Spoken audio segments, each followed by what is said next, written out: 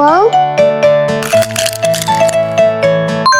Morning has started, and I are getting ready to change clothes for school.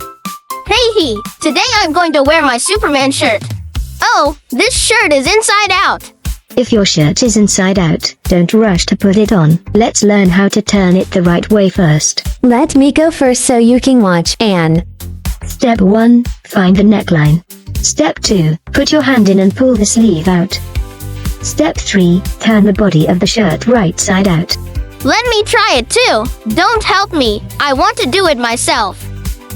Undid it. Look at him go. My Superman shirt is back. Turning your shirt the right way isn't hard. Just be patient and take it one step at a time. Let's do it again with an and he. Shirt inside out, no big deal. Tiny hands know how to feel. Find the collar, gently pull. Look who's smart, you're wonderful. Flip one sleeve, then flip around. Now it's right, neat and sound. Put it on, so proud to be ready for school, happy and free. Now and you're all ready for school.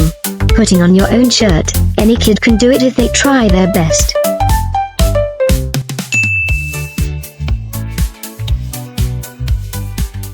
Hello?